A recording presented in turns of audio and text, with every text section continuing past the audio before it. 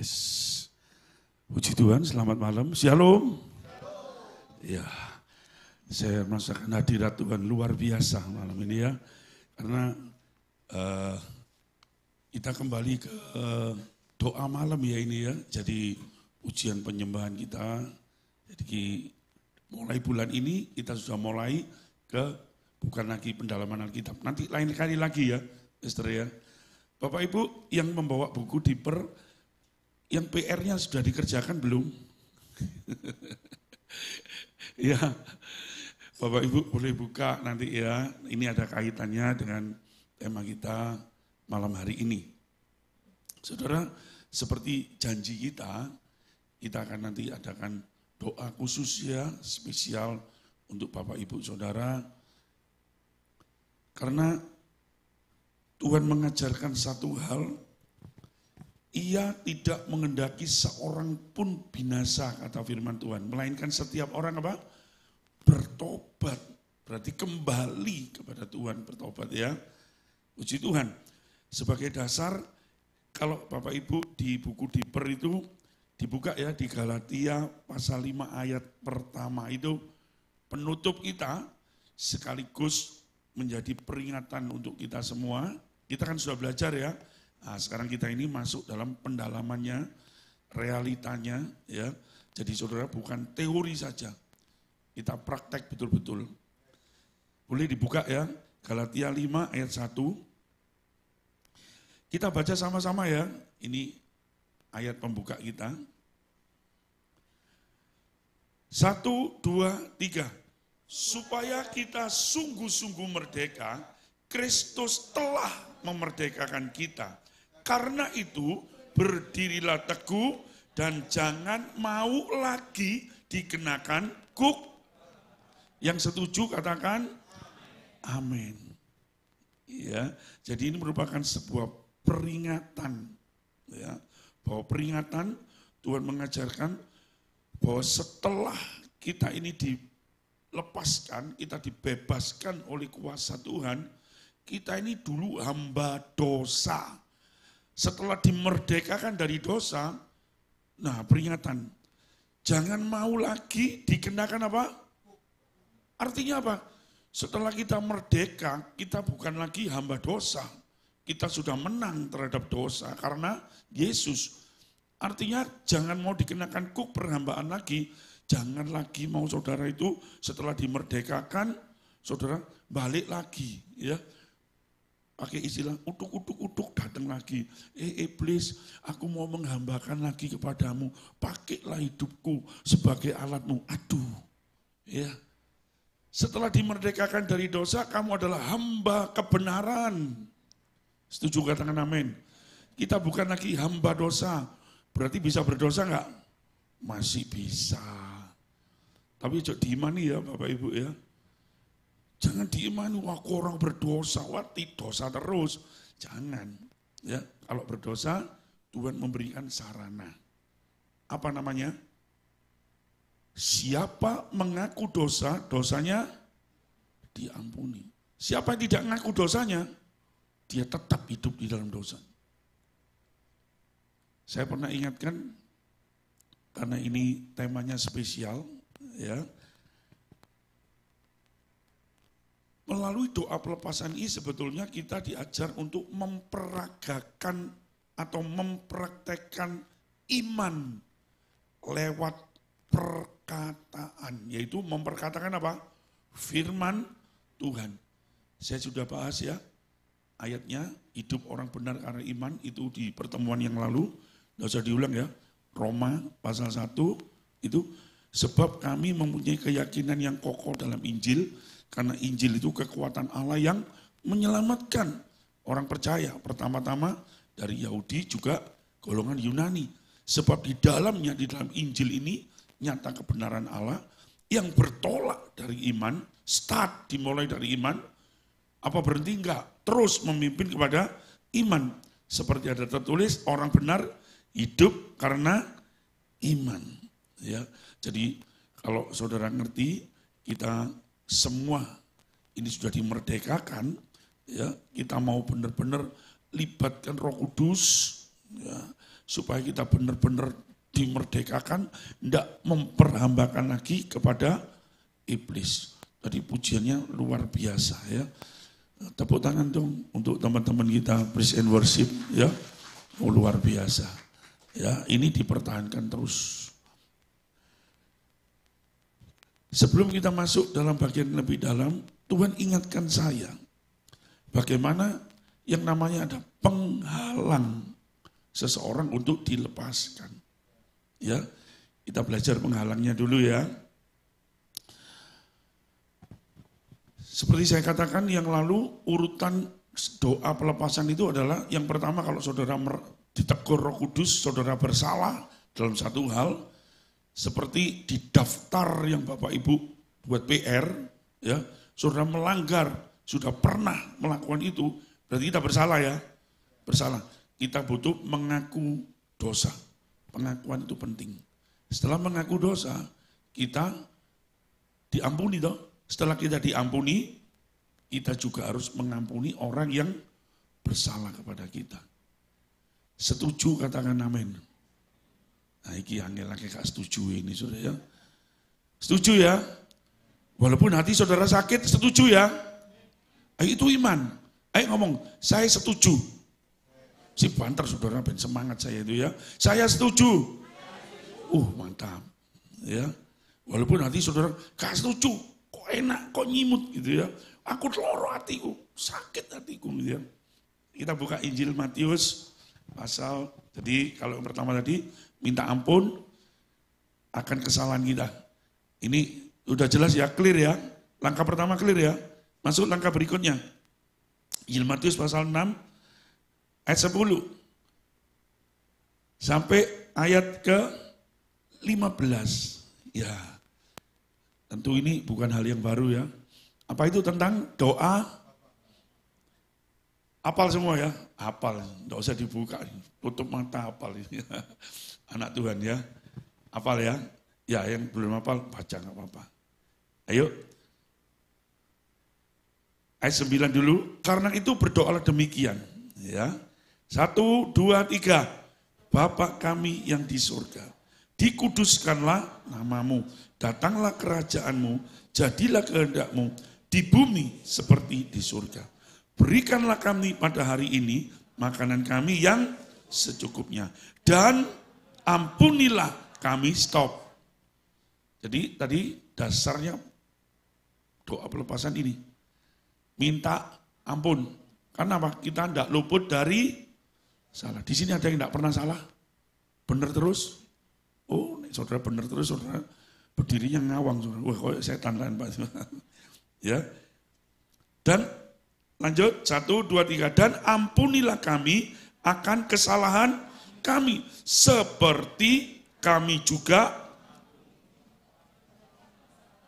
Balik-balik. Seperti kami juga apa?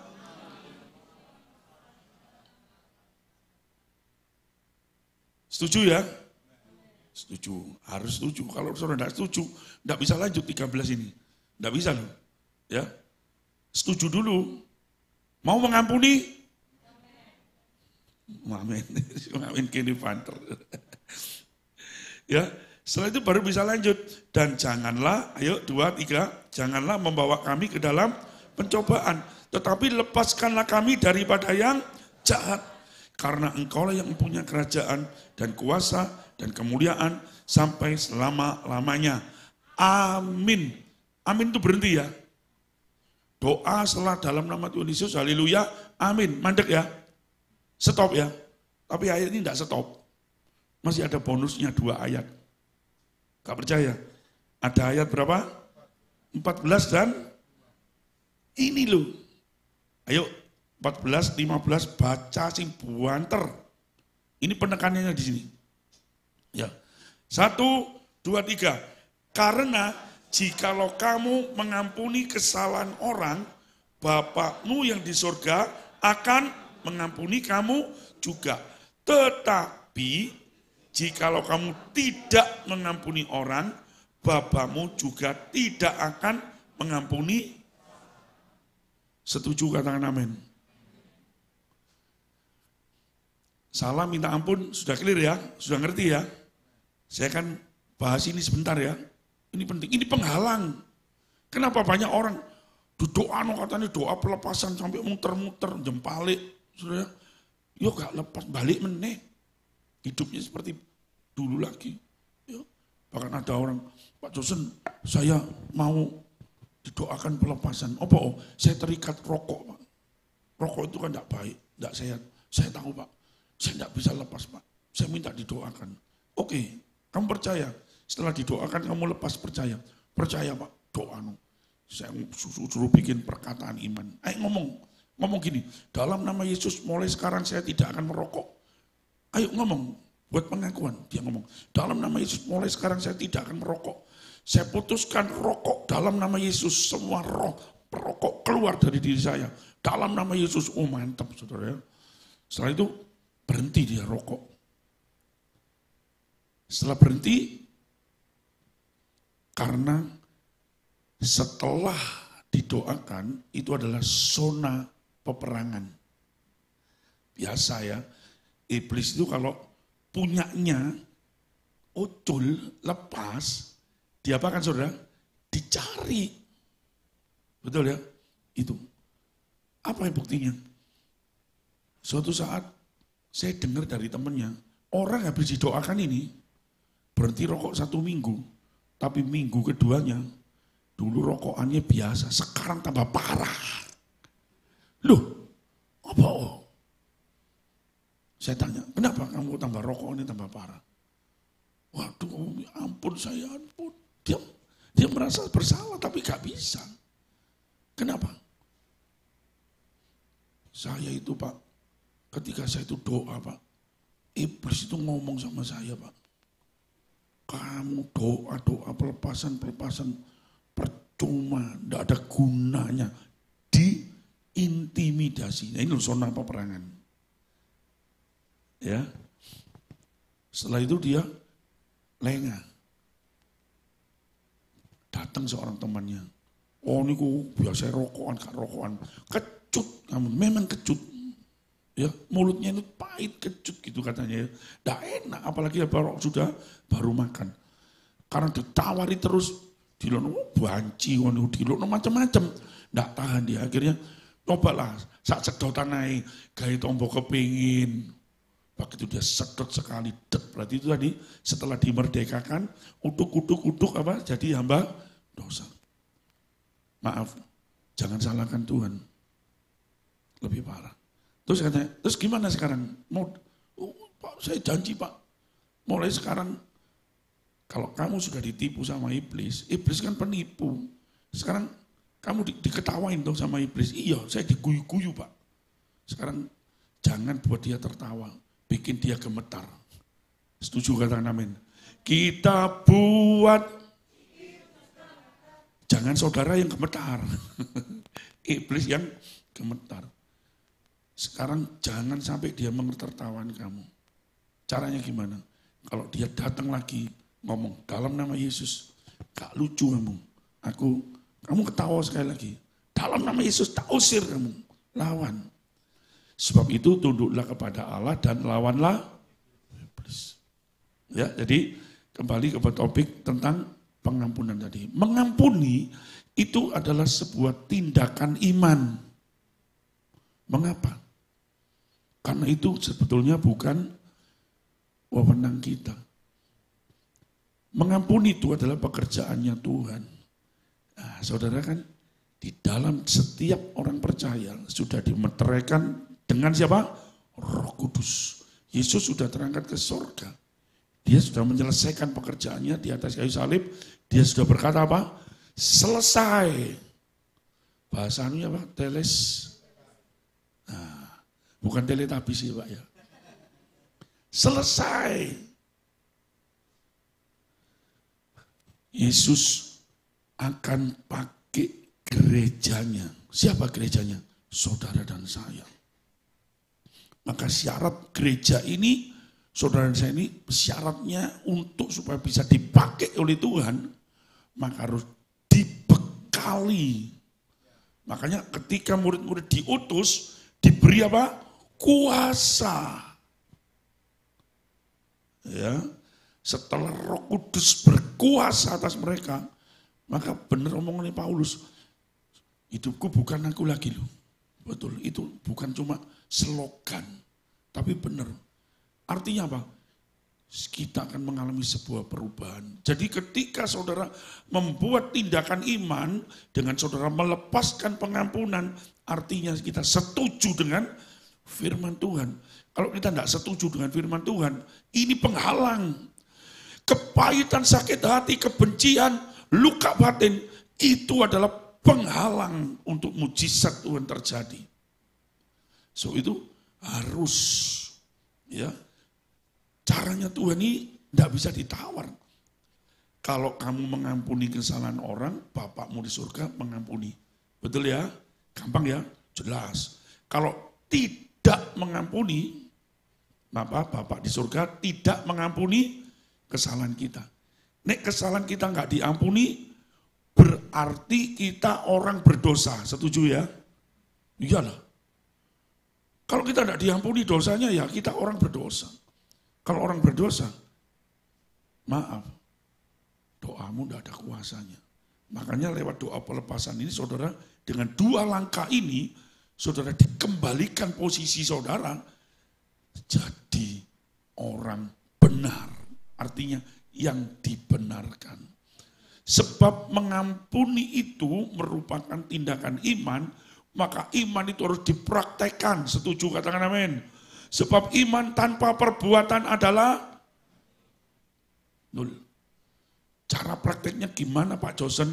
Lewat perkataanmu. Makanya ada pengakuan iman rasuli, diperkatakan. Sama, ketika saudara disakiti seseorang,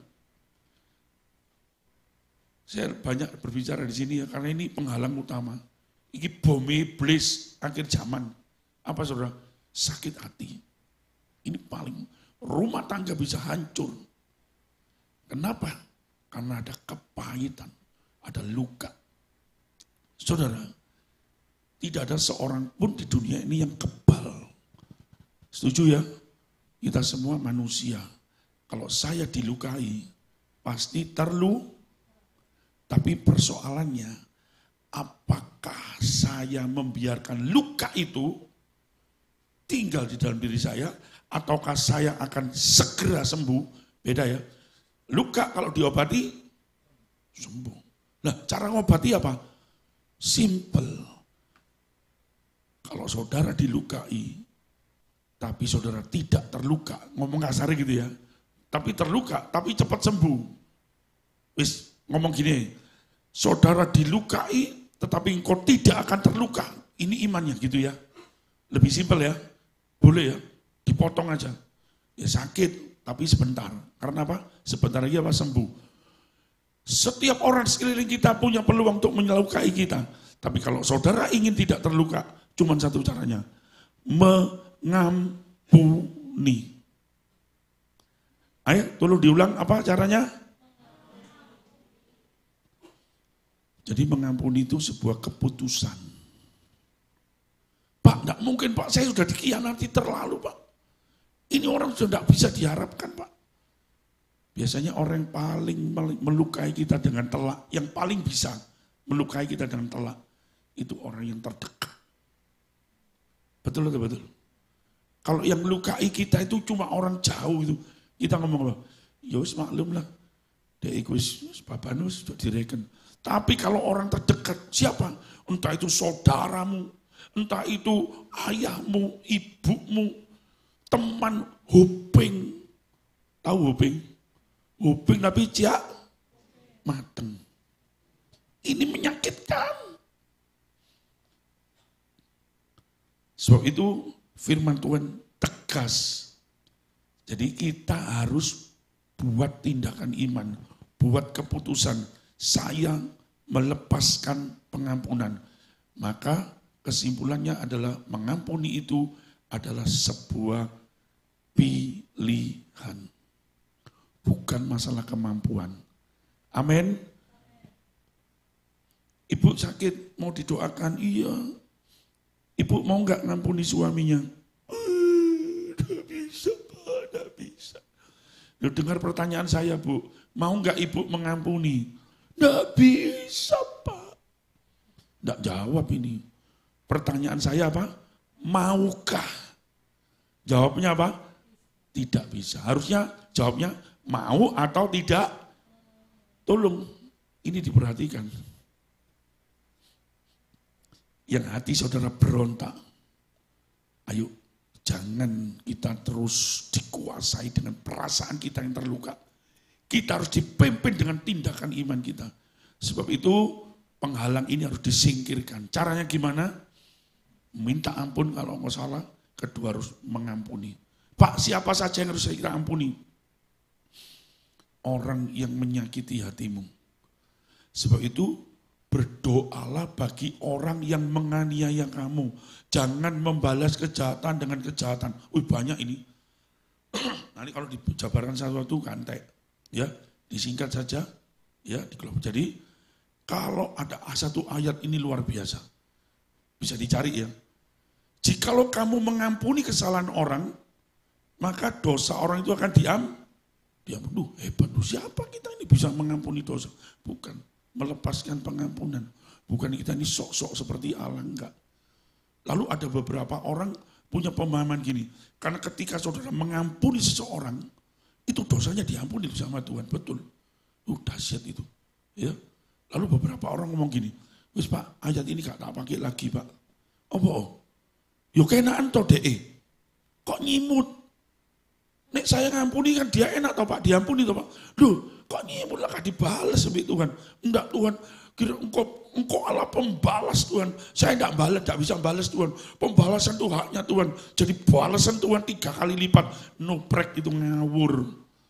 Itu enggak cocok. Berarti saudara enggak tulus. Ya. Sekalipun pertama hati saudara enggak setuju. Pak, enggak setuju berarti aku munafik. Ya itu namanya bertindak. Tapi berjalan dengan waktu. Nanti Tuhan akan berikan saudara damai sejahtera. Kalau saudara tidak mengampuni orang itu, lihat wajah orang itu, saudara cekot. Tapi kalau sudah mengampuni, caranya mengampuni gimana Pak Josen? Doa sendiri dalam kamar, gak usah jerit-jerit, ini perapatan nembong, jangan.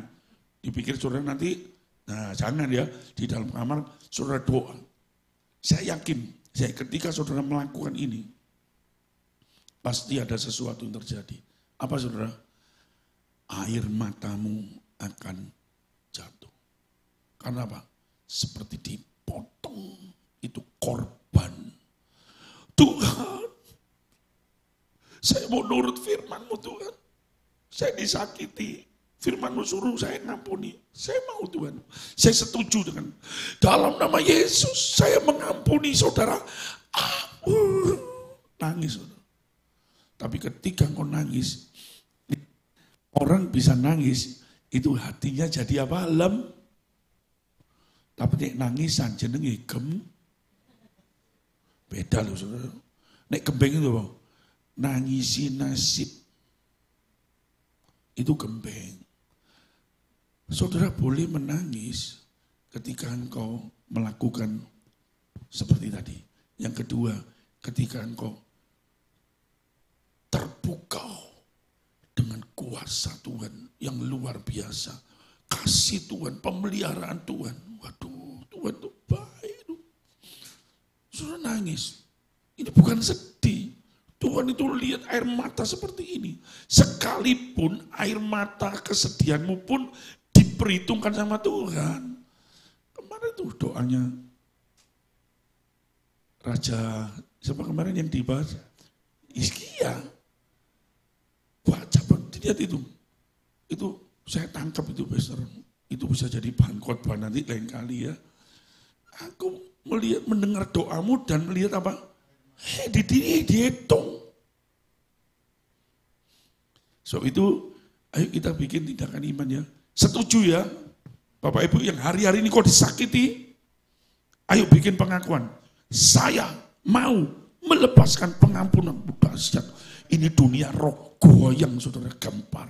Karena apa? Sebentar lagi kau akan melihat mujizat. Pak, masalahnya gini Pak, saya tak ampuni, saya ikut hilang Pak. Pak, bagaimana? Apakah perlu diampuni Pak? Saya sudah dikhianati Pak. Percuma Pak, yang ngejak uang saya ini sudah minggat Pak. Kayak apa aku ngampuni orang itu? Dimanapun orang itu, namanya doa itu sangat besar kuasanya. Tidak dibatasi ruang dan waktu. Setuju katakan amin? So itu ini harus dibuang. Penghalang dia, saudara, luka batin ini mesti disembuhkan. Jangan dibiarkan. Kalau dibiarkan luka itu nanti apa saudara? Mengundang lalat-lalat. Ayo saudara, waktu dulu ya, kalau suka borok gitu ya, zaman dulu, si gurung ono obat kok sekarang ya. Oh kalau sudah luka itu saya sampai dirubung ya, dikerubuti sama lalat. Apakah lalat itu menyembuhkan? Tidak, justru nambah apa? Nambah penyakit. Wis gak diobati, dikelelerno, gak pernah dibalut. Ayo kita obati ya luka ya, inner healing. Ya. Jadi kalau saudara seperti beberapa kasus kalau orang itu luka batin selalu tertutup. Ya, dia mengutuk diri, sakit hatinya. Orang seperti ini dia tidak bisa berekspresi, dia nggak bisa, nalarnya nggak bisa bekerja dengan normal, nggak bisa. Selalu apa? Negatif terus, percaya. Negatif thinking terus. Wis percuma kalau harapan. Lalu iblis bisi apa? Lebih baik kamu bundir saja. Apa bundir? Kutuk-kutir, bunuh diri. Ya. Baru-baru saya doakan seorang anak perempuan, anaknya orang kaya. Saya dikasih tahu sama mamanya, dia tidurnya di Singapura, nginepnya semalam cepek tiaw. Telopo itu. Orang kaya. Tapi apa saudara? Minum obat-obatan 40 butir. Langsung masuk rumah sakit. Bunuh diri. Kenapa? Ya saudara, jangan ya. Banyak orang itu nantang-nantang saya. Pak, saya udah kuat Pak, saya tak bunuh diri ya. Kalau orang jangan ngomong gitu, tantangan kamu bunuh diri, gak kira. Biasanya gak. Sing bahaya itu meneng-meneng lalu moro-moro nengguk baikon, itu sing bahaya. Ini adik gembar-gembor, wis aku tak bunuh diri ya, iku biasanya, iku enggak. Saya berharap saudara enggak usah diomongkan ya, karena itu nanti ngerasuk. Oke, jadi kita masuk, kita buang penghalang ini dulu ya. Setelah penghalang ini, baru saudara, ketika saudara sudah jadi orang benar, nah saudara mempraktekkan iman saudara sendiri. Yang ada di dalam diri saudara itu apa? Yang tahu siapa? Yuk kita sendiri. Di sini siapa yang suka ragu-ragu, selalu berada di persimpangan jalan. Waduh, sembarang-sembarang gak bisa memutusi, tegas itu enggak bisa. Mesti ragu-ragu terus. Nah ini mesti ada sesuatu. Kalau dengar firman Tuhan, pasti gak bisa konsentrasi. Bisa dengar kayak 7 Up, Sprite, Coca-Cola, dikocok, dibuka, push. Lalu saudara, pas hilang. Rohaninya gak bisa bertumbuh. Ini penghalang. Ya, jadi di bukunya kita belajar deeper ini sudah sangat terperinci. Kalau saudara ada waktu, baca lagi. Ya, jadi ada banyak kasus. Sebab itu kalau ini sudah, jangan lupa sekali lagi saudara harus libatkan Roh Kudus. Ya, karena orang benar maka saudara bisa mengusir apa saja yang ada dalam diri saudara. Termasuk PR saudara ini, ya. Ini di halaman 68 dimulai, itu ada perincian banyak sekali. Ini luar biasa ya.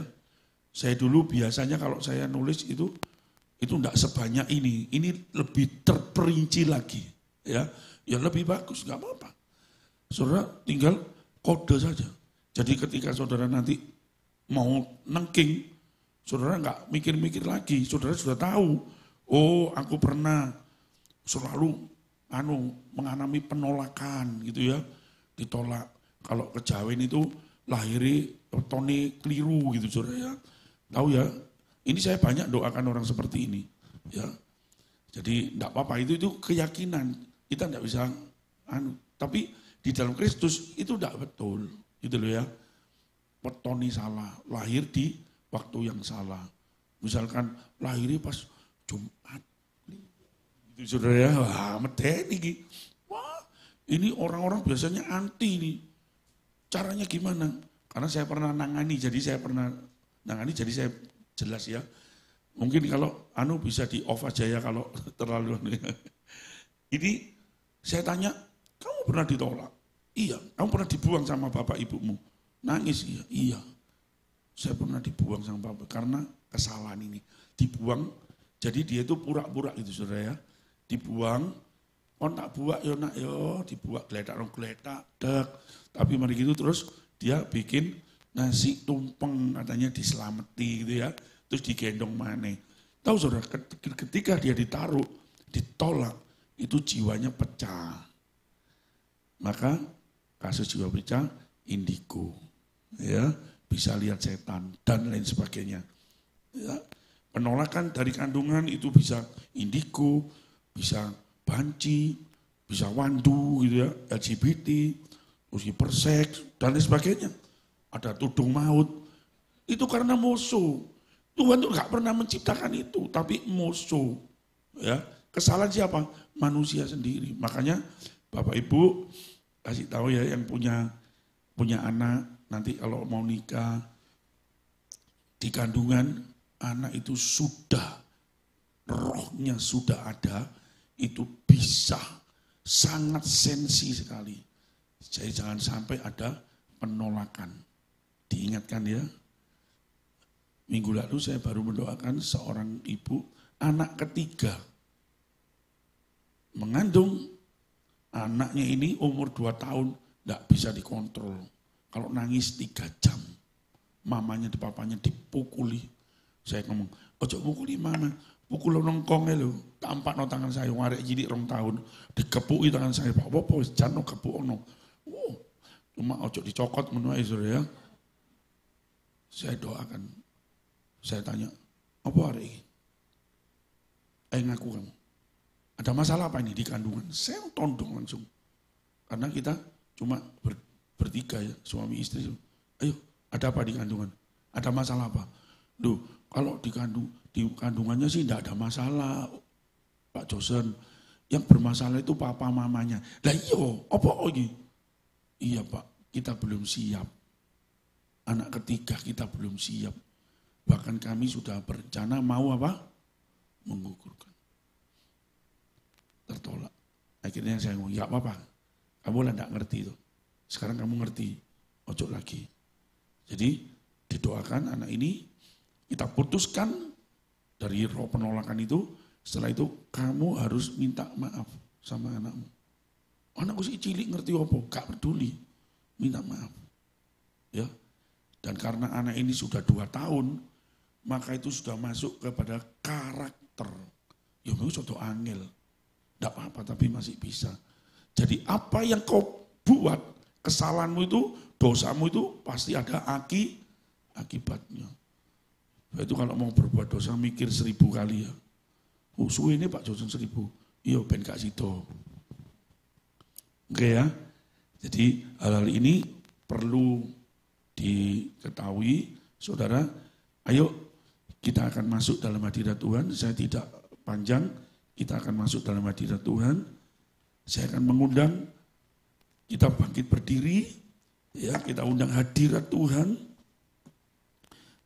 Jadi sekali lagi doa pelepasan ini sebetulnya bisa dilakukan mandiri atau sendiri. Artinya tanpa bantuan. Tapi tentunya ada syaratnya. Syaratnya apa? Iman saudara harus teguh. Ya, jadi prosesnya seperti tadi yang saya ajarkan. Kalau saudara salah, minta ampun. Yang kedua, saudara tidak boleh simpan pahit. Saudara harus mengampuni. Saya mengundang untuk tim para hamba-hamba Tuhan